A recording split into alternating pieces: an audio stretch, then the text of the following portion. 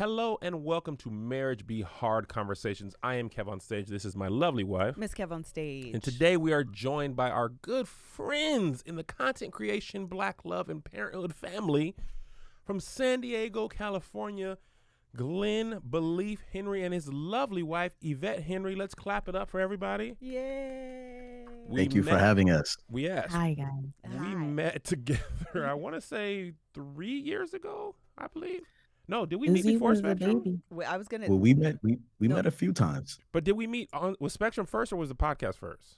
The podcast. But I think we met in person on Spectrum. No, No. we met. No, because we Uzi met- wasn't even born. Yeah, No, Uzi it wasn't was born yet. Spectrum because Uzi he was at the racism office. Uzi was because I was rocking Yeah. it with my Spectrum. foot. She gave birth.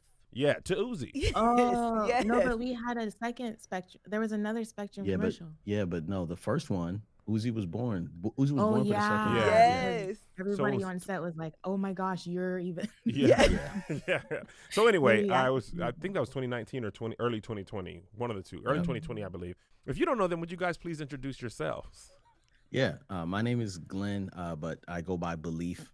I have a channel called Beleaf in Fatherhood. I'm stuttering. I'm nervous. You know what I'm saying? Good stuff here. My wife Yvette. You want to introduce yourself, babe? My name's Yvette. I'm his wife. Yeah, we have a podcast called How Married Are You? Mhm. We live our life on display because we understand that a lot of people really don't know the basic, like what happens in family life, right? It's just kind of, it's a mystery because our parents didn't talk to us and didn't tell us what they were thinking. And so we try to share our life so that people don't have as many questions and they walk kind of more courageously and confident into adulthood. I love The that. Ministry of Transparency. Mhm. Oh, I love that. Well, we're gonna hop right in when you guys are very, very busy people, parents, creators, and all that. And our first question is this. Well, but hold on. Before we Oh. do that, Yeah. we should probably set up for the people watching what we're doing. Yeah, what is this? You guys got a book coming out, man. We have a book coming out called Marriage Be Hard. So we're gathering our friends, family, and people we are inspired by or also married and talking about the be hard of it all, but also the be good of it all, right? It's not all bad. It's mostly good, but sometimes it be hard, So I don't know if that was a solid introduction, or do you want to do an introduction? No, I think that was fine. We have, a book coming out called Marriage Be Hard. Marriage Be Hard. It will be available on September 13th. And what we have decided to do, as Kevin has mentioned, is interview some people that we know in the love and relationship space, some people that we're inspired by, some of our favorite couples, and get their take and insight on marriage being hard. The reality is there are some really beautiful things about marriage, and we most certainly will touch on those things. But also, as the title suggests, marriage be hard. And we have several chapters in the book where we discuss the be hard of it all. And today we'll be talking to Beleaf and Yvette about communication, because that specifically sometimes be hard. Very much so. Even getting to this moment was hard communicating, I feel. Getting to Really? this moment Yeah. of recording this podcast? Yes. How so? Say more there, Beleaf. Yeah. Say more. Well, we were supposed to be here a little earlier, but you had a meeting, and It was supposed to start at 10 a.m. and last 15 minutes. I know, but it didn't. And then you Okay. had to pee. Let me tell But you we something. here, y'all. But we're We here. here. One of Y'all, the all of y'all weren't ready either. So Listen, don't put that on me. Yvette was like, first of all, Which you're not it's a gonna lot do. of eyes on me. You Yes. understand me? Yeah. having back-to-back stacked up meetings that need to run on time so you can be on time to your next thing is the struggle of entrepreneurship that is not talked about enough. Listen, when I was texting Beleaf to do this, he was all up for it. Then when I suggested virtual, even though we were texting, I heard a sigh of relief. He was, oh, yes, please. That option of me not leaving my Yeah. home or my studio is much Yes. better. Shall Yeah. we? Ciao. We shall. All right, first question for you guys. What is the biggest, especially because you guys live your life on display, what is the biggest misconception about your personal marriage? The biggest misconception about our marriage, I think, is that I think people they look at us and they think that we are who we started as. Ooh, that's You know what I'm good. That's saying? good That's one, good, babe. Beleaf. And so they just don't think about all the work that each of us had to do on ourselves and each other to get to this point. Yeah. Even having a working relationship, Mm. which I know you guys know all about. So I would love to get into that a little bit, babe. Do you have anything to add to that? No, I think that was excellent. I think that a lot of people will look at us and be like, I want that. But they don't realize that who we married or who we started out with isn't who we ended up with, you know? Yeah. And so I feel like that was a really good misconception to bring up. You know, it's Yeah. funny. What about you guys? Oh, real quick before we answer, I think it's funny because I look at people who are physically fit and I say I want that, but I know inherently that takes macronutrients, micronutrients, protein, working out and all that. So I'm like, I understand I'm not working towards that, but I think in Yes. relationships, we just be like, oh, I want that. And we Yes. don't think about how much whatever the macronutrients, micronutrients work, like all the stuff that it takes to get the visible thing that you see. The work isn't there and it doesn't like translate that you have to do that type of work to get what you think you want.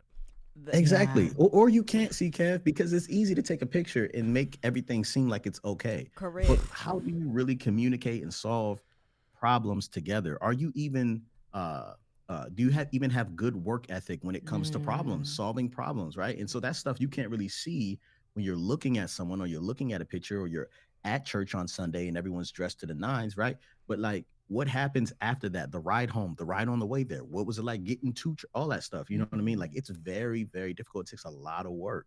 Yeah. So I'm so interested to know what is the misconception about your relationship? Listen, I'm going to ditto you and add a little bit more to it. And that is this. I think often with us, other people, even when we're looking at, like I just was saying, couples that inspire us, looking at the final result is so easy. I'm on this like perfume kick, obviously. And one of the brands that I follow, they have numbers behind each of their fragrances. So like one of the very popular ones is like Vanilla 28, I think it is. I didn't know what the numbers meant. Turns out it was the 28th trial in order to get the masterpiece that everyone raves about and loves. But all we think about is what we bought off the shelf. Same Right. thing in marriage. We are looking at, and I don't even want to say final results because I'm only 39, child. I still got a lot of growing, evolving, and changing to do.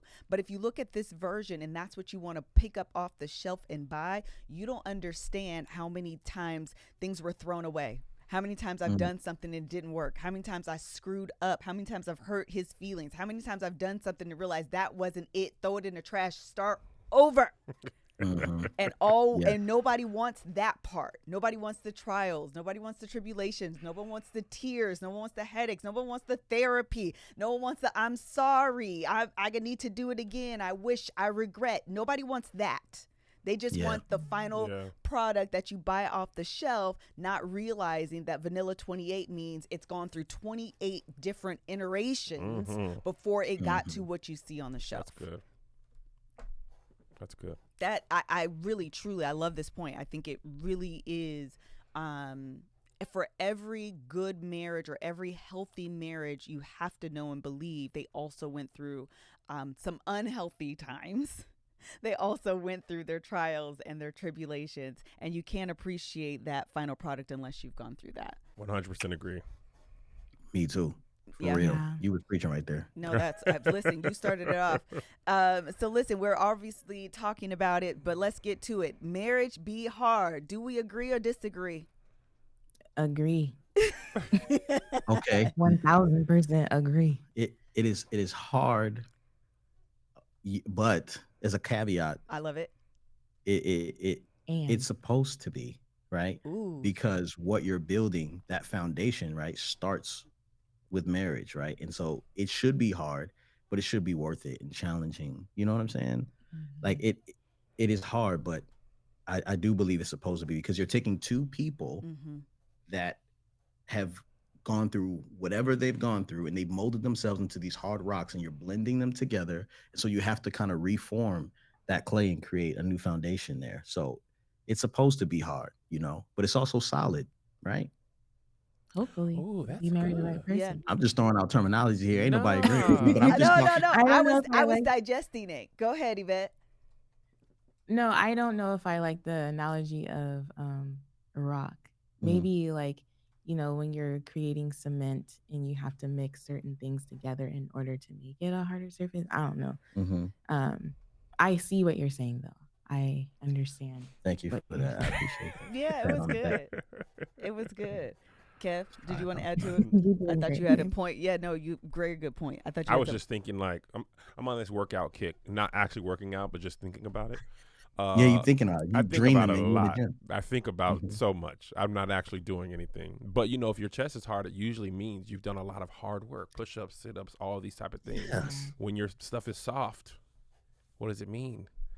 Chick-fil-A milkshakes, Moves. sleeping in, things like Yeah. that. Wait, I'm So if you're not confused on doing the point. Okay, the got it. hardness is the residual effect of doing hard things, right? It's Yeah. evidence of the work. It's evidence of the Mm, work, right? So Yes. like what yes. Beleaf was saying, like it's supposed to be Mm, hard. I never thought about like if you're building something like we're asking each other to do in a monogamous relationship, marriage, most of us believe that means we're gonna be with one person, Sure. right? Hmm. We've been married for close to 20 years. mm, Doing anything with someone for 20 years that you have to be in constant relationship would be difficult. The thing about marriage is you're dealing with yourself who's changing, your partner who's changing, and your surrounding, your environment is changing, right? You guys have went from Yes. loving each other as boyfriend and girlfriend, fiance engaged, 1 kid, 2 kid, 3 kid, 4 kid, struggle financially, doing well financially, struggle again, doing well again, content creation, TikTok, like all of this is like a changing landscape. And then your kids will grow up. They'll go from small children like they are now to middle schoolers, to high schoolers, to out of the house. You'll have to navigate. And that out of the house, no children is not the same as out of the house pre-children. I know. I know. You know? Yvette said, "Stop cussing at me." I'm just saying you're navigating through all of these different terrains and then just your own personality. Like a different part of Melissa and I's relationship is when I got fired. That was the first time I took a huge L to where my like ego was attacked, or my not ego, my Hmm. confidence. So I'm usually big braggadocious. I'm going to conquer the world. And then for a year or two there, I was like, I don't know if you guys watch Obi-Wan and Star Wars, but me and Cam or talk about it. Me and Melissa watched it when the new thing, and if you watch it, you'll get this. He was not himself when he first saw Darth Vader again. He was kind of weak. He was rusty. He got himself. He got his butt handed to him, right? And I think that's where I was. I was not the person I used to be. I was like kind of broken a little bit. And Melissa, our relationship demanded a different version of her. She could have been that's what I told you, whatever. But she was more nurturing than usual because I was almost wounded, I would say. And that version of her helped heal that version of me, which helped lead to this version of me. Yeah. You know what I'm saying? But if I didn't have that from her, I don't know that I get here. And then in turn, I can, when she's weak, I can be like, all right, girl, you got this. I got you. You know what I'm saying? Like it's that kind of give and take that I think is necessary. And you can only have if you have a relationship for, a long time, or you're working to have a relationship for a long periodically time. A long period. Yeah, and I was thinking that how do you communicate those needs when you're in that season, right? So you were in a season of you lost your job, you know what I mean? Like I was in a season of my wife saying, "Hey, I think you'd be a really great stay-at-home dad."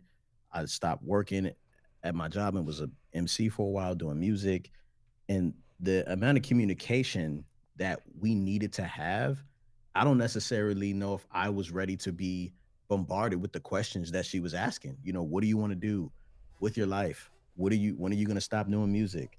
Maybe you should DJ. You'd be a great substitute teacher. And so she's really communicating just a desire for me to want something. And I was just like, I don't want to do none of that. You know what I'm saying? And so it took a while when my wife asked that question. And I love how Yvette communicates. She'll just ask a question and it'll just sit with you. It stings, but it'll sit with you. And so it doesn't command a response, but it commands action. Yeah. Right. Yeah. So her communication led to action for me, which allowed me to say, okay, she's not questioning me as a man, my manhood. She's just saying, I need to know where we're going. You know what I mean? And it would be nice if you could show me something. Now, once I started doing what I was doing, she was like, hold on, you going too fast. wait a Right. minute now, we need to talk about this. And I'm kind of like, ain't no talking. We could have talked back then. You already done started this. We rolling now. So how do you communicate those needs is a really big point that I'd like to make. You Yeah. know oh, go ahead. No, go ahead. I think, keeping on that topic of communication, this just happened with Melissa and I thought it was interesting. Even in trying to communicate well, you can still fall short, right? So Amen. I have a terrible habit, terrible with Melissa and pretty much every relationship, of communicating full thoughts clearly, right? I'll give you a piece, almost as a synapse fires, I'll shoot out that much information as if you're inside my brain and you have the whole piece. I don't know if you said that. Did he say that right? He has a terrible habit of failing to communicate thoughts clearly. What did I say? I don't know if that's what you said. I just want to make sure that was the piece that everybody I heard. gathered that. I gathered Okay. that too. Okay. She helped me. You see, Unnecessary you doing it right now. clarification. She No, helped it you wasn't, out. because what you said was what I do with everybody in my relationship is I communicate thoughts clearly. No, I said I struggle to Oh, communicate okay, thoughts then I clearly. missed struggle. Okay, then. I Okay. thought you just was like, you didn't say No, failure. no. And I- No. I really didn't hear you say struggle. Right. Okay. So, been working on it feverishly with Melissa. Right. I had this comedy show that we had talked about a lot. Right. And I posted it on Patreon, and then she texted me, "Hey, why am I hearing about this on Patreon?" And I was like, "Girl, we done talked about this." And so I called her, right, because I was texting and my thumbs were hitting the keyboard a little harder than usual do. So I called her, and she was like, "Oh, yes, I remember that, but talking about it isn't the same as, oh, here's the final thing, here's the final day." And I was like, "You're right." Like, I really had to be like, "You're right." Why are you shaking your head? No. It's not. I'm happy you're coming to the conclusion, so I'm gonna just let you have it. But this is communication, and this is a breakdown of communication that's happening right here. So, this is what happened. Wait, this that's is what why, I was saying. This is why You communication. got yourself be in more hard. trouble, bro. Yeah, I trying to was be saying what I was saying was that I didn't say, okay, the comedy show we were talking about a couple months ago or weeks ago is finalized on this day. I just got the flyer. Here's the information, right? I just assumed that because we talked about it, that she knew about it. But the last Right. piece of the puzzle, so to speak, is, okay, I've got the flyer. Here's the date. Here's the time. In my mind, if I am saying things in passing, that to me is communicating. But that is just pieces of information, not a complete communication. You know what I'm saying? Does that make Right. sense? There's all the things that's needed to understand what is happening, who, what, when, where, why are we doing this, Yes. who's going to be involved, all that type of stuff. It's questions that Melissa might have, she need answers to before she can commit to it. But you're just saying like, maybe this on around this time, Yes. you know what I mean? And that's good to go. I do Yeah. that too. I think we all do it. Yeah, I think I that. think some of us do it more than others. I think Yeah. My head not got a little bit less. yeah, she be mine- doing mine that. She did be too. doing that. no, no, I'm you sure, do that. I'm sure to a certain extent we all do it. I think the difference is that that sometimes some of us do it more. But the thing about it is that when you're working together, as you guys do, that's what makes Yeah. communication even harder, because we do require a different level of communication. The point is there was all of these variables that were unanswered at the time in which it was initially brought up. So when you're working together, it can feel like, as Beleaf said, you're moving a little. I don't even want to say necessarily you're moving too quick. You're moving quickly and I'm unaware, and so it makes it feel that much faster because I didn't hear we're about to take off, please buckle your seatbelt. Yeah. I Yeah. missed that. Yep. And so I'm getting whiplash because I'm like, whoa, Yeah. I didn't even know we was taking off. Like, what's going on? And to that point, I am, and this is the communication thing I struggle with, right? In my mind, it's like communication is a checkbox, right? And it's more of a what is those things we used to do when you like To-do list. it's more of a to-do list, but I'm talking about when you're in Red Lobster and you do all the lines and then it creates a picture. Oh, connect the Huh? dots. Connect the Maze. dots. It's more like a connect the connect- dots. First thing is, hey, I might have to do this comedy show in the summer. Okay. Oh, Melissa, looks like that comedy show might actually be firmed up in the next week or two. Oh, Melissa, they actually confirmed it. It's on the 28th. Okay. Okay, Melissa, looks like it's actually a summer event and it's going to be held outdoors. Actually, Liz, I think I'm going to have to make it a full comedy show and book some people. Okay, list, final confirmation. That comedy show I was telling you about a couple months ago, it's confirmed July 29th. Here's the flyer. Here's the information. Are you available to go? Whatever. And then check. All right, Patreon, here's the date. Flyer, here's going out. That's how that communication would have went. But what instead happened is, listen, it looks like I'm going to have to do a comedy show this summer. Flyer. Yeah. All the rest of those things were missed. And also, here's one more thing, and this is what I've been doing lately, what we've been doing. When she sent that text and I called her, I said, what does good communication look like to you for this, right? Because in another relationship, it might be okay to be like, oh, yeah, I remember that thing you talked about. It's cool. That's all I need. But what works for us is what works for us. So lately I've been saying, what does that look like for you? What does this look like for you? Was that a good example? Because it's important that I'm at least trying. Even if I'm failing, I'm at least failing in the attempt of the way that would have worked for her. So when I talk to her, I'm like, okay, so my adjustments are, hey, babe, the pastor actually said it's going to be this day. It's on a Friday, blah, blah, blah. Or I'm suggesting this day. You know what I'm saying? Like, that's what that could have looked like. And I think that's what the common thing is, right? Especially for us if we're working together. But working together doesn't necessarily just mean we work together in the same industry. Working together means we are parenting children together, and that's still working together, right? So I can apply that same thing with a brand deal that involves the kids, or taking one kid to the school, or, you know what I'm saying? Like, that same communication will be necessary for multiple parts of our life. So I don't want people to think, oh, me and my husband, we don't work together in the same industry, so this part doesn't apply. You know what I'm saying? Most people are who they are in one relationship, in multiple. But here's the thing that I think we got to talk about too, is that it's not just that one instance, that one conversation. During that time, there's something happening with both your kids. There's an employee problem. There's something happening with another brand. There's a commercial situation over here. There's you sitting there, your inner bully talking to yourself about whatever the situation is that's going on. You got your parents, you got your mom, your aunt, your that's niece, a great right? point. All that stuff is going on at the same time. And you talking to me about a flyer? Like, that is like how that goes. Nobody feels right? like that, So, Beleaf. Nobody ever feels like that. But you know what I'm saying? But it's like so hard to do all of that on top of that. So I think one of the things that I have tried to implement is, like, I'll say something and I'll be like, I'll see her processing what I said, and I say, okay, what did you just hear me say? Yeah. Because I know what I said, but I don't know what you just heard. You know what I'm saying? And what she heard is completely different from what I was trying to communicate. And even still, I think sometimes it takes me a little bit longer to process what you're saying, because Glenn is like, he just has a wide range of vocabulary and analogies and all the things. And so sometimes it just takes me a while. Like, I need more time. Like, if it's not something as simple as, oh, I have this event or this thing coming up. I don't really like to go nowhere, so it's rare that happens to me. But what happens though, I feel like though, is when we're communicating, this is where I fail big time. I over communicate. So Yvette needs me to say one thing one time, and she sits with that for a day, and she might come back.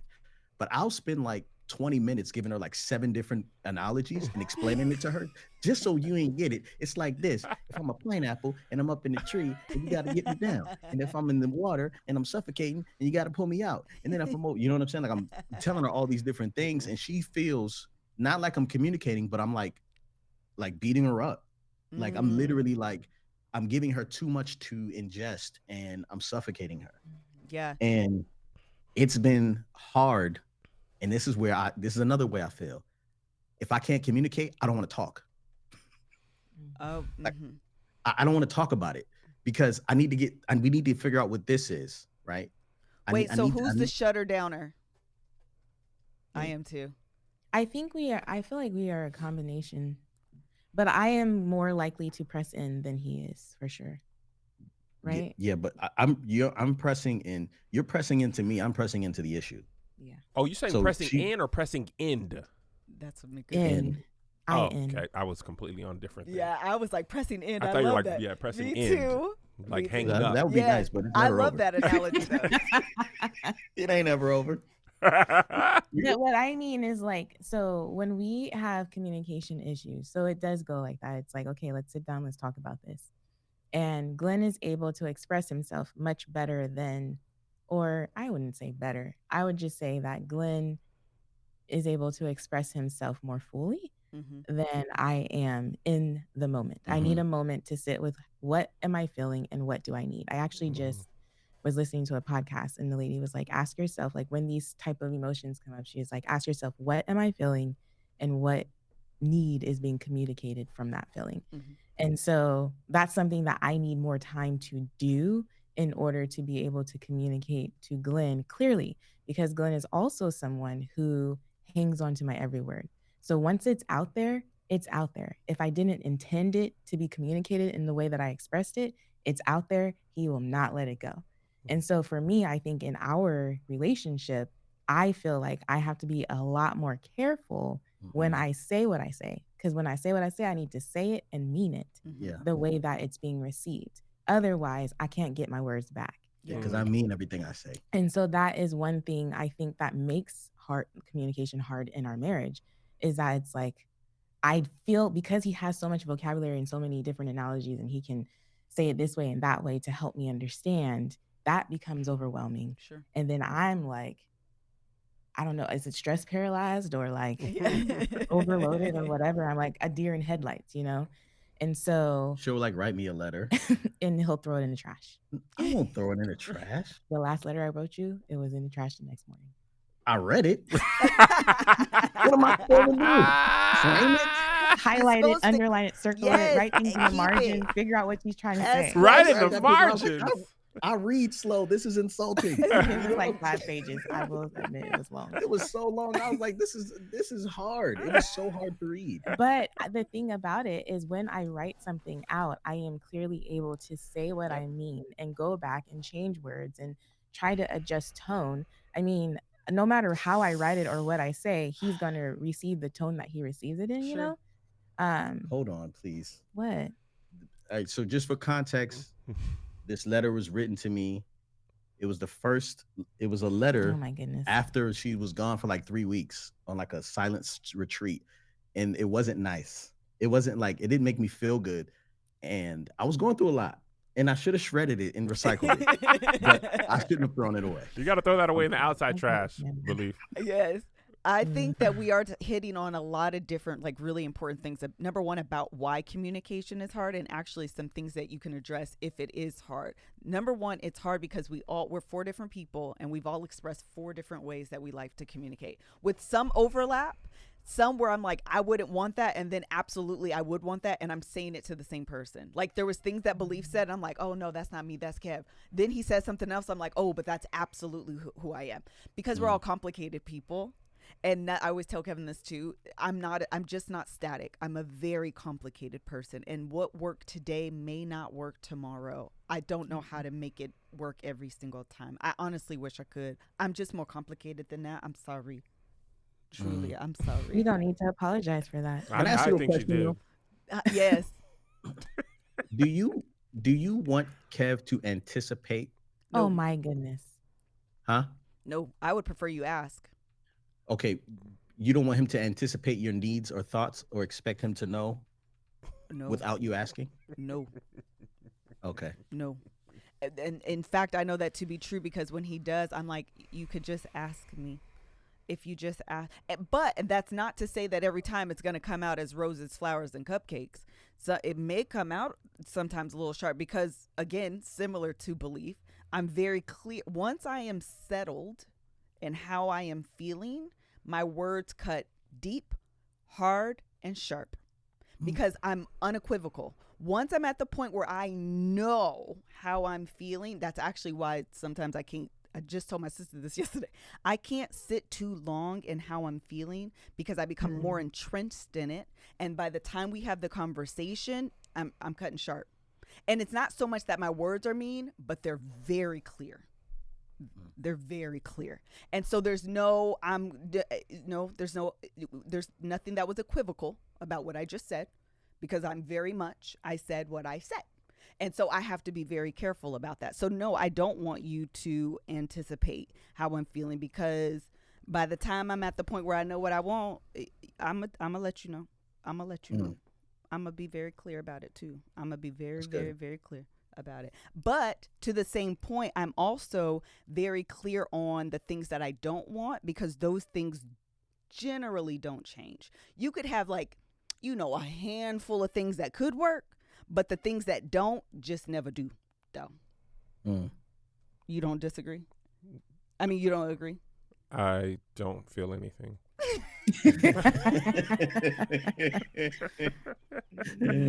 I love that safety right there. Yeah, it was good. Wait, tell me what you disagree on. I kind of got lost. Oh. I was trying to keep up with everything, and then My point was that there are things that I do not want him to anticipate my needs. I do not want you to think for me at all. And part of it is because it's unfair, because I do recognize how complicated I am, and so you would be on a losing end to just be like, let me try that. Don't try. Just ask. So all of that to say, we are very complicated. We all do very much have very different communication styles. And I think if you're someone who's watching this, it's recognizing that we all have our trials when it comes to communication. And what worked a few years ago for me and what works for me now, as not only as I've gotten older, but even more so with therapy and podcasts and listening and learning and evolving, you also become more equipped with the word. Sometimes I look back and I feel sorry for the 20 and 21-year-olds who said I do. We were so ill-equipped for marriage, not just in communicating to him, but like, what do I want? What do I want? I just was unaware. I didn't have those answers. And then, the nerve to say I do and to bring someone else in. And now we're frustrated and I can't really halfway communicate what I'm looking for to you, let alone to myself. Anything you want to add? An analogy, if you will. Okay. For the men out there or the women who like sports. I think the thing I've just realized to my own self is being married is like a quarterback learning to read a defense. And what that means if you don't watch sports. You say hike and you try to see they're blitzing, they're dropping back, they're running at you, whatever. And what Melissa says often, and this is what made me think of it, is yesterday's, it might not be the same yesterday. And what that looked like, what the defense looked like yesterday was, if I throw it here, it's going to be a touchdown. Now all of a sudden they tricking me, and it was a fake. And now what was a touchdown yesterday is now an interception. So I think communicating, and then you take all the years, right? One of my biggest mistakes is, this is one of the things about being married for so long. If you have things one way for a long period of time, you can get accustomed to that, and you think it's going to be like that all the time, right? So Melissa, for example, there was a long periodically time where she was like, I'm not going to do anything that feels like nagging, looks like nagging, can be considered nagging, anything like that. So you know what that meant for me, Beleaf? I was getting away with murder. Because she didn't want to nag or be perceived as nagging, she just let stuff go that actually bothered her. And what that looked like to me is I'm killing it in marriage. I'm like, she don't ever complain. She got no problems. So then when she decides, you know what, I'm going to start feeling my feelings and expressing my feelings, low key, I'm like, Kev, you are the worst marriage person ever. I feel like all of a sudden I've been messing up left and right. The truth is I was messing up all along. I just was unaware of how many different ways, because she didn't want to be perceived as nagging. So I think this version of myself, or this version of my husband to her, it looks like fixing things. And the funny part is I was the one who was always like, tell me in real time, tell me in real time, tell me in real time so I can fix and adjust. And then she started doing that, and I was like, dang, I bet you messing up this many times in one day? Okay, tell me a little piece at a time, because now I can't really I can't take everyone. Tell me 3 out of 4 or every other one, because you tell me every single one, I'm gonna just get like, okay, well then I'm not good at it. If I'm not good at something, then I want to not try it anymore.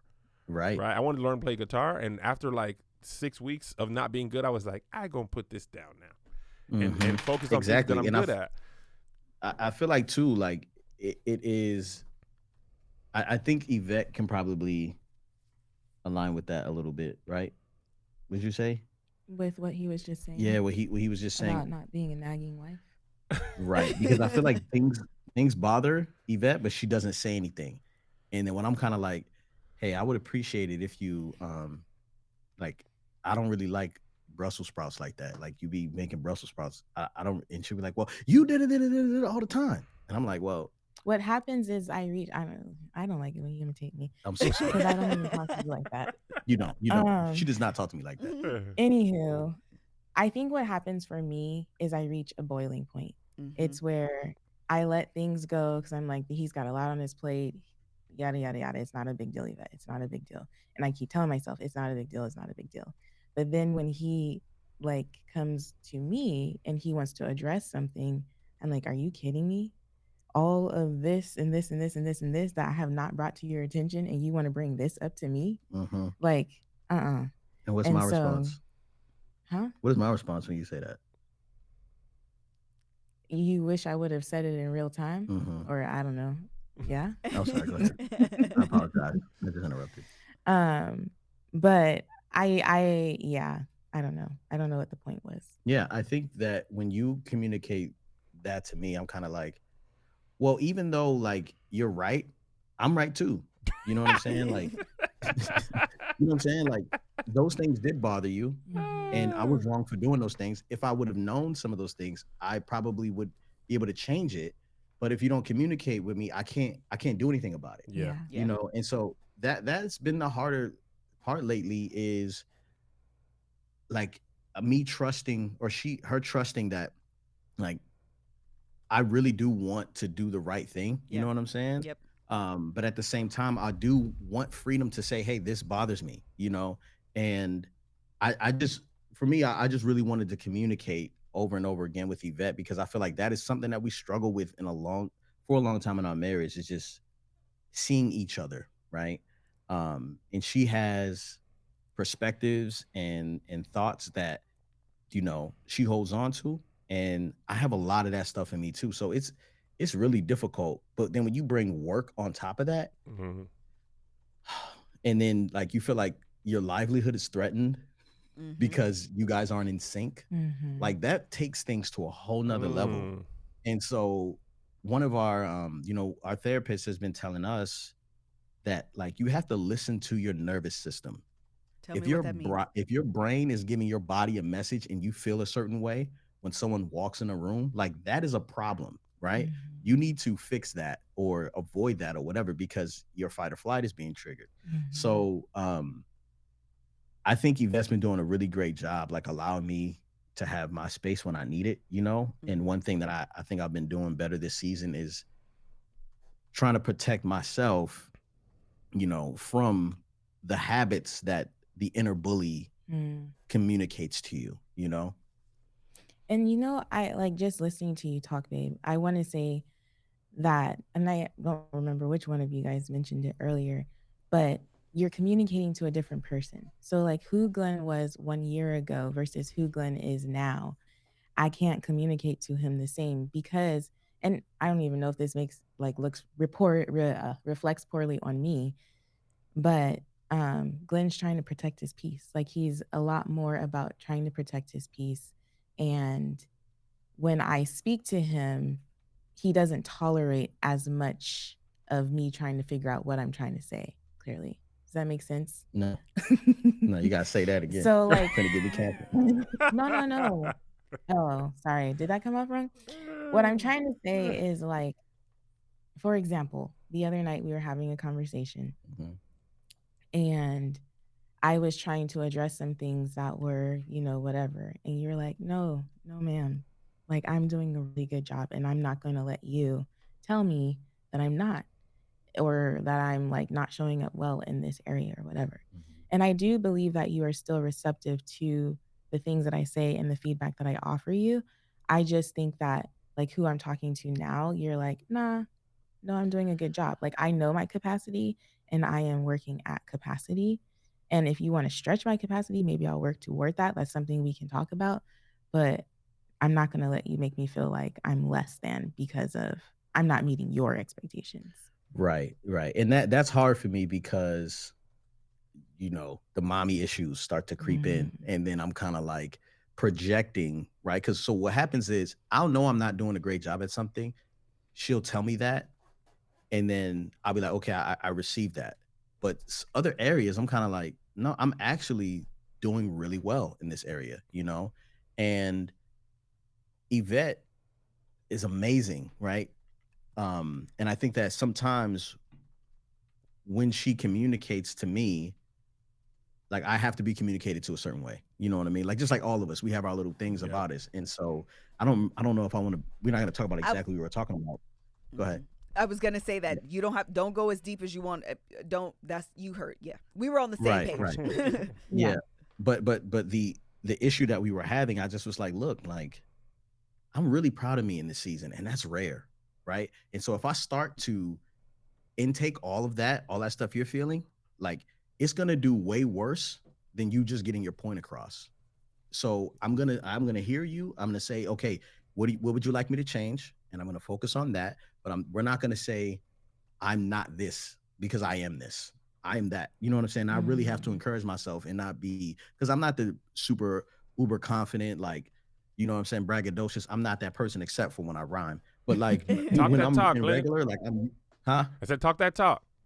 You know what I'm saying? But like when I'm in this season now, like this space that we're in, us taking care of our employees, me like really putting aside like a lot of the issues I have and being assertive towards situations, me realizing I can't hire somebody to solve my problems. I got to do it myself. Like that's a new me, and I'm proud of him. And Yeah. you know, like even I just to just piggyback on that really quick, I feel like the communication Glenn is having with himself is evolving and changing for the Yeah. better. He's growing into something that is super healthy and attractive and whatnot. And I feel like I still have a lot of work to do as far as like my inner bully.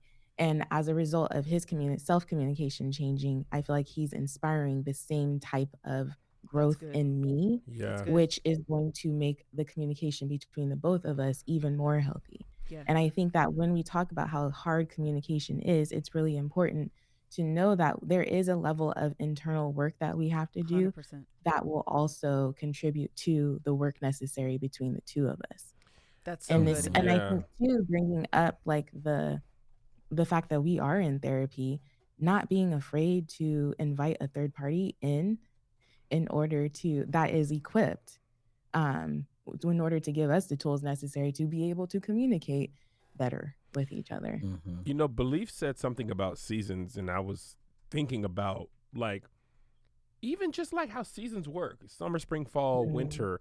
Like you have to approach your life different in each season, like literally season, and then each season ain't like the last season. For example, mm, when we first moved here, the boys were in pants through the whole school year. Now there's no ozone layer left, so the summer be summering even more. But you like preparing Joe for soccer. It's like Melissa had put like 18 bottles of water in the freezer because it was like blazing outside. And my whole analogy is you have to approach things the way they are in that time. But you have the memory of the last time and maybe even the hope for the future. Neither is valuable to you. Right now, you have to talk to your husband and your wife where they are right now, where you guys are right now, while you work to get to where you want to be. yeah. And you have to accept that even in the past seasons, it was like this. And in the future, it may be like that. But right now, it is what it is right then. And I think that's Yeah. more effective in understanding right now. Melissa is being more assertive in all the things she does, not just with me in her business, production, children. She's saying the things, saying the words. And old Kevin now is thinking about old version of her who didn't do those, which allowed me more freedom to get my way, to do things I wanted to do. But knowing that to love the current version of her, I want her to have a life that she enjoys as well, which means we're going to be Mm, doing things that she wants to do, and she's communicating those things. You know what I'm saying? So I have the memory of the past and the hope for the future, but we are working on communicating in the current space we're in. And we go to Yeah. therapy to improve our ability. And I think you guys mentioned it, and we also go. And I think what therapy helps the most in is it gives you a lot of techniques to help you get where you want to be. You know, Mm-hmm. each situation that we're navigating now with through a therapist, when we're navigating them outside of therapy, it's easier because you have more tools, more words, more Yeah. accountability, and it makes all those things a lot easier. Can, I, can, yeah. can we just talk? I'm sorry, Melissa. Go ahead. Go ahead. Go ahead. Go ahead. No, I was just gonna. I'm gonna change the subject. So Go for it. okay. So another hack that I've been really like loving lately is one a therapist. Right. We each have our own therapist. We in couples therapy. But having a mentor to Mm. tell you what is coming around the corner Mm. is is non-negotiable. So like I'm at a point, I got to a point where I needed someone to talk to, and Yvette was trying to communicate to me and I could not hear her. She was telling me exactly what she was thinking, and I was like, that makes no sense to me at all. And I know you're not crazy, and I know I'm not crazy. So let me go talk to somebody so I can make sure. So I had to pay for someone to sit down and come and talk to me in thousands of dollars just to hear me and just say, hey, what do I need to change? And I told my wife, hey, whatever this person tells me to do, I'm going to do it. Right. And he said, he came to me, he came to my wife, he sat down in our kitchen and he said, you don't talk, let her talk. And she literally just spilled her guts. Mm. And he basically was like, okay, here's the change that needs to be made. She watched him tell me the change and she was like, are you going to be okay? To me, he was like, don't worry about him. He'll be fine. We'll take care of him. He'll be all right. But this is what needs to change ASAP now. You know what I mean? And that was like the thing where I was kind of like, oh, okay. And then I got with another guy who's like, okay, cool. I say, hey, man, there's some, I know I'm doing well. I know, you know, in the trajectory of my career, I'm going to be doing great. But I still don't know how to think. What are some things that are coming up? And he said, well, here's what you got to do. Don't forsake your friends. Like all those men in your life that you're too busy to hang around with, meet with them all the time. He was like, do not forsake them because you're going to be 45, 50 one day and you're not going to have that community because you were too busy. And he was like, don't forsake your sacred circle is what he called it. And so we meet, me and my guys, we meet on Wednesdays and it's just like, I need to know what's coming up because what happens is, and especially in the Black community, we don't pass the torch well, right? We don't each one teach one well. You guys are doing this and we're watching y'all trying to figure out our next step. You understand me? Like, I don't know why y'all stopped the podcast. I'm so concerned. I need an answer. Yes. You understand me? Because you know what I'm saying? We're literally right behind you guys. And like, hey, like in order for us to keep going and what we're trying to do, like we're gonna have to walk right where Kevin Melissa passed through. So It's so funny you say that because when she said she was 39, I was like, yeah. So it's like I'm 8th grade, she's senior in high school. yeah. You know, and you know how you like look up to the Yeah. you're like, oh. Yeah. And then you're like, why they do that? What is so? Why I'm y'all do sorry. that? You know what Yes, I'm Yvette and I definitely like have had that conversation where it's like, oh my God, we're like literally the same, especially in this space. But when we're talking about the communication be hard, when we're talking about marriage be hard, when we're talking about working together be hard, the reality of the situation is that the love hour was a stressor. That's Love hour be hard. Love hour be hard. There were a lot of things, you know, one of the things when you guys were talking about therapy, and I think Yvette, you kind of hinted at it and it immediately took me to a place. We had a conversation with our therapist and she was talking about how we have a habit of protecting each other and we do that and silence ourselves. So instead of saying, I want to protect your feelings and how you're going to feel about it, so I don't say anything, and then I too will reach, that kind of boiling point, because if I'm sitting and boiling, I'm also simmering and thinking. Boiling and simmering at the same time. Yeah, Chad, I'm doing the both. And so that's why my words can come out very, very sharp. So by the time we had a conversation, we had a conversation not that long ago where Kevin was like, we need to bring the love hour back. We need to bring the love hour back. And we went to the car, we did something, and I was like super triggered. Okay. And I couldn't wait to get into the car. I mean, we're chilling, having a good time. People's talking. We got in the car, closed the doors, seatbelt, turned the car on. So let's talk about this. Let's immediately have this conversation, because sometimes you don't know yourself well enough to know that this is a bad idea. And these are the reasons why, because what just happened was this, and what's going to happen in the future is this. I don't want to go down that path. You don't want to go down that path. So let's just not have this conversation again. But you agreed. I did. You agreed. I did. And what were you about to say? I said I was going to say I do. Oh. And I think that is, the I forgot what I was going to. Oh, the part about protecting. Previous versions of Melissa, and honestly, as we're having this conversation, I'm realizing I'm actually not that complicated. I am changing. I am growing. I'm just also not who I was 5 years ago. And I think in learning this, it's like reading a new manual and you feel kind of confused and what's happening and I don't really understand. And then 3 years into the thing, you go back and you're like, why was I so, like, I know exactly what's happening. And I think that's actually what's happening. There is a change that's happening. I'm becoming more aware of my feelings. And because I'm becoming more aware, that those words are coming out very clear and very direct. And I think with that, if you're not used to it, it can catch you off guard because, I'm a small frame woman, but everybody keeps telling me I'm intimidating. It'd be throwing me for a loop. But I honestly think it's because by the time I come to, we're going to have a conversation, I'm here now. There's no turning back. So all of that to say communication is hard. Working together is hard.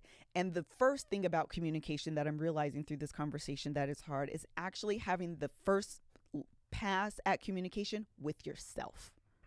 If you can be honest with you about you and how you're feeling, bump honest. Yeah. If you can identify how you're feeling and then be honest and then communicate that effectively to your partner, that whole loop that starts with you, child, there be breakdowns. If you can't identify, the loop doesn't even start. Yeah. It doesn't even start. And then sometimes I've said this a gazillion times, sometimes I can be triggered, recognize my trigger, and still can't articulate how I'm feeling. I just know this pissed me off. And now I'm angry. But if I can't then take that and say, and this is the reason why, and this is how it makes me feel, and this is what it's triggering, and this is my insecurity around this, those type of things, and then you have to then be able to say, okay, I hear what you're saying. I accept what you're saying. I'm not going to be defensive about it. I'm not going to take it. This is a whole situation, and that's what makes communication hard. And that's at the base. And then you add those additional layers that Beleaf was just talking about. You add working together. You add your mama. You add your daddy. You add your sister. You add employees. You add a career you're trying to do. You add friends that you're trying to maintain. You add all of these other factors. And sometimes just in that, the frequency of how you're feeling gets lost. Yeah. I'm trying to tell y'all, I cannot wait for this book to come out. I was going to say, that's one of the other reasons we stopped the Love Hour is because the book was coming out. We put a lot of stuff in the book that's not in the Love Hour. Here's the truth, too. I just want this one, then we're done. Okay. Okay, go ahead. I can say this. Sure. Give yourself permission, Kev. Yeah. Sometimes you think you're protecting your partner, and by doing so, you're actually hurting your relationship, right? Amen. Let's talk about the Love Hour, to be honest. We getting the good stuff right here. This is the truth. And I'll tell Melissa, too, I think this part of the reason that made it hard to be honest about the Love Hour is because I wasn't honest with myself. There's what I want to do and how I want to present and how I want to be. And there's actually what the truth is, right? I wanted to be a great partner for Melissa. I wanted to enjoy the Love Hour. I wanted to be jazzed up to do it. The truth is the Love Hour was not my favorite thing to do, right? Just wasn't. Surprise. Wasn't my favorite thing to do. Unbeknownst to me, it looks like that in my face a lot of times. And then it also looks like that to Melissa. Now, if we're doing something that she loves and that is her thing, and every week for an hour and a half, the person that you're doing it with doesn't look like they want to do it, would you continue to want to do that? What I wanted to be was a person that showed up for my wife and was there for her, even if I didn't want to be.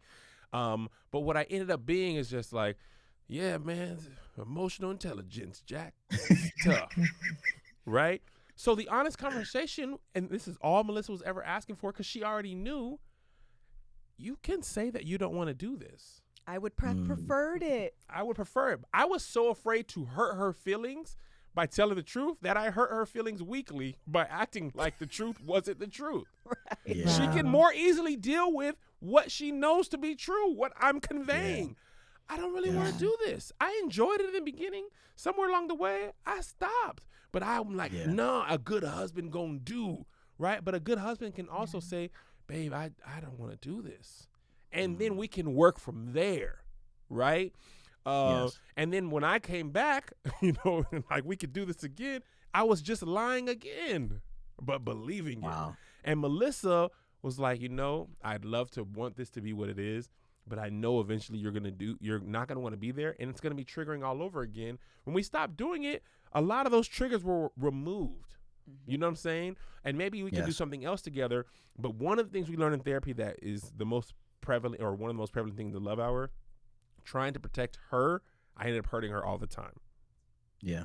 And even there's certain things that we do, like, I won't get into specifics of what it is, but I can say to her, this isn't my favorite thing to do, not talking about the Love Hour, but because it's important to you, I'm going to show up for you and show up great.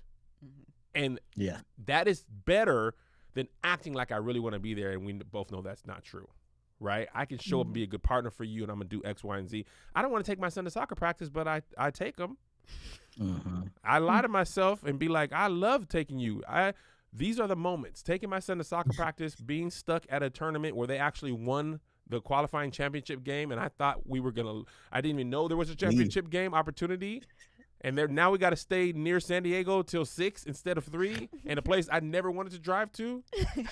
Wow. That's the truth. Yeah. But what I actually do is, all right, good game, son. Let's go to In-N-Out, rest up. I'll be there for the 6 o'clock game. And after the end of that tournament, I told him, I wanted y'all to lose.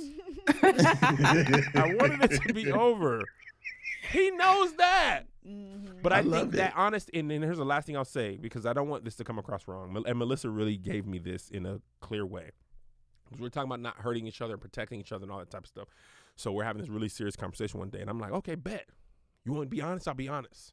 And she was like, if you think you finna be honest without being kind, it's going to be wrong. Because honesty without kindness is harsh. It's mean. It's mean. Right? And kindness without honesty is just lies. Right? It's just soft lies. So she was like, you tell me the truth, but you find a nice way to tell it to me, because I deserve that, and that's what I've given you.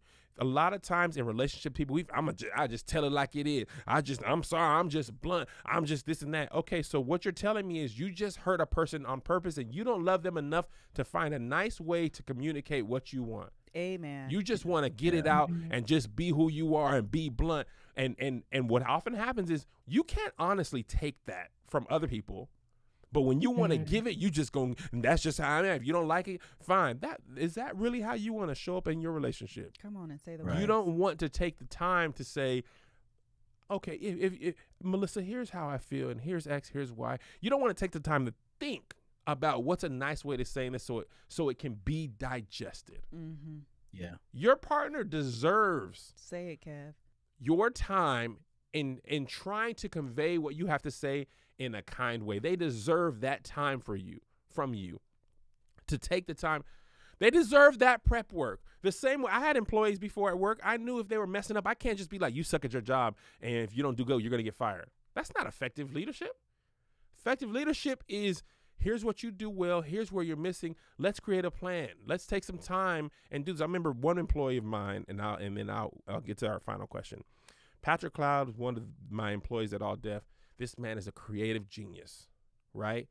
Absolute terrible producer, because producing requires so much administrative work. You got to paperwork and scan copies and put them in the Google Drive and do this and do that. And we've tried for years. Patrick, you got to do this. You got to do this. You got to do this.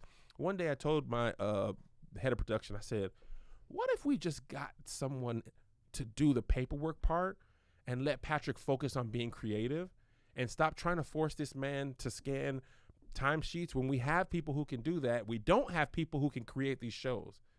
Let him be creative and let somebody else do paperwork, right?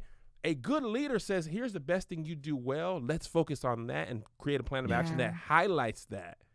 And let's minimize the harm. If I can do that with my employee, I can do that with my wife. I can say, okay, I love you. I want to be the best husband to you. Let me think about what I can do to best serve your needs. Not just be like, if you don't file these papers, you're fired. Because guess what happens with him and with her? I fire him, my job's harder now. Now I got to come and create all these shows, and I might have to do the paperwork too. And if I don't take the time to communicate calmly and kindly with my wife, who going to suffer as a result of her being frustrated all the time? It's going to be me. I'm going to be the one up in the bad energy. all day. So let me take the time to convey it because, and also me specifically, for years she's done it for me. She ain't never just came. If she would have came to me when I got fired and was like, I told you sucked at that job and you was making them comedy show flyers, you was going to get fired. She knew that was coming. That's not what I needed at that time. Comedy. Yeah, Yvette, I was making, doing other because the things. color copies was 50 cents at Kinko's. I risked it all, and like an idiot, I left the original in the glass. And my boss came and showed me the flyer. I thought he was excited to go to my show. He was upset because the ink was low. All of a sudden, we got all these blue papers, and I ain't never used the copy machine before or since. Hilarious. The one time I came in early was to make comedy show flyers. Before we let you go, want to ask one last question. What piece of advice would you give your younger married self? I got something. Go for it. Okay. So, you know, all the things that you were just expressing about, you know, giving your wife time and explaining to her exactly what you need and allowing her to be in her best position and all those different things it takes, like the love hour not working out how everybody wanted it to, like those problems aren't like, there's not a definitive answer there. There's a season where you guys may be chilling on the porch and being like, we should bring the love hour back, you know, 20 years from now. And be in a space to do it. Right. You know, there's a season where a certain part of your relationship, you're just not getting it. But that is what marriage is. It's staying there for the long haul and realizing that this is something that I'm going to work toward. Right. And to our first point, when we said, you know, who we started with, right, is not who we ended up with. Right. They change over time. And I just think I realized that, man, like, you can, because people just be like, okay, well, they don't communicate, so I'm out and I'm quitting. Like, no, work on that. You know what I'm saying? Like, consistently work on that for some years, and you might see a change. Yep. And even if you don't, you just got more time to put in. You know what I'm saying? Like, things will get better over time, but you have to be committed to that process. I don't know if early on, because I'm such an avoider, and when things don't work out in relationships, I'm kind of like, all right, man, well, I'm out. You know what I'm saying? Like, I don't need this type of energy. You know what I mean? Like, if you coming off weird or you don't appreciate but you can't do that when you made a covenant before God to with somebody. You don't abandon that person. So, like, I'm committed to Yvette now. I was committed in the beginning. I'm committed now for the growth, you know, for the regression, for anything that we have, right? I'm committed to it all because I understand that, like, good people, like, they're just not found, they're flourished, right? Like, you invest and you get back what you invest. That is good. That was Beleaf. That was good. You know, that was a word. Yeah, you do. Good people are not found, they're flourished. I love it. Yvette? I think if I could go back and give my younger self advice, I don't know how to word it the way that I want to word it, but I would say that it's Glenn till the end, E-N-D, because I feel like that as we've added layers of children and more children to our marriage, that I have lost sight of my husband because these little people are just constantly in front of me.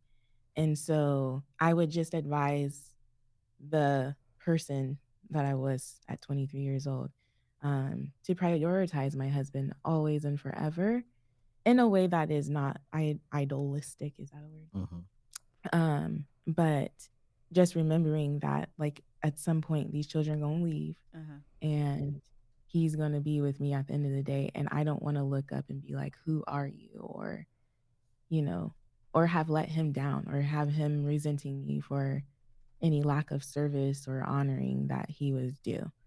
So I wouldn't. I don't know if you can say that. Okay. I think I just said it. I love that. That was a sweet moment, and I love that.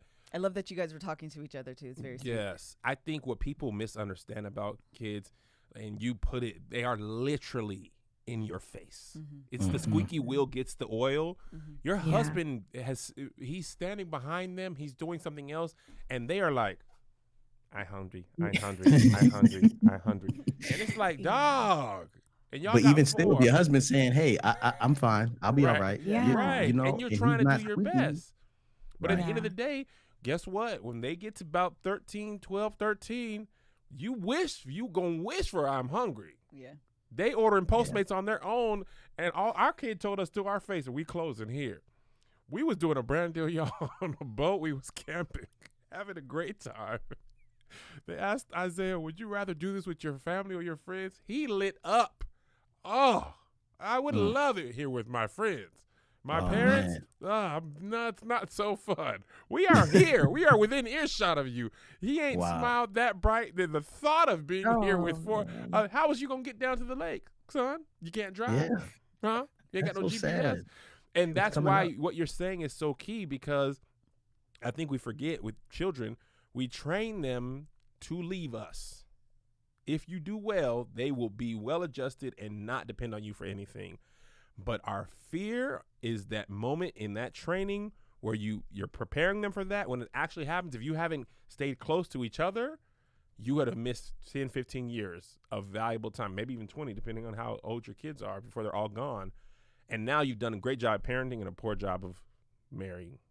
And I think too, it's important because I don't know how many of us are like living such that we see the people that raised us or the, other people in the village who are now looking at each other like, huh? Like, what? Mhm. Do I even know you? And so I think by some form or fashion, we are being an example to our children. We are setting a precedence for them to follow Yeah. in the long run Yeah. that will be absolutely. healthy, hopefully. Absolutely. Yeah. Hey, man, we're closing. The hour is far spent. Thank you so much, Thank you Beleaf and both. Yvette. If you're watching this or listening to this on audio, please do yourself a favor and get the Marriage Be Hard book. Melissa and I talk in depth about communication, the pitfalls, what we've learned, what we're learning. We left out, or the book is full with stuff that we didn't say on the podcast, and we learned some of that stuff we weren't able to say on the podcast, and a lot of stuff we learned in that process. So please believe, even if you listen to every Love Hour episode, the book is full of stuff you've never heard, and it's all September worth it. 13th. September 13th, album drops. Yeah, we can't wait. I wish we could pre-order it. We Maybe we can already get did. it. We did? Yeah, what you Of mean you course wish I you can? did. Thank you. Hit that Amazon, man. Order 12 copies. Pre-order it now. Send Now. give some Pre-order to it your right Patreon. now. Well, we love y'all, Don't man. wait. Thank Thank you y'all guys so so much. much. Thank you, Yvette. Bye. Love y'all, Thank you, man. Beleaf. Peace. Bye-bye. Bye.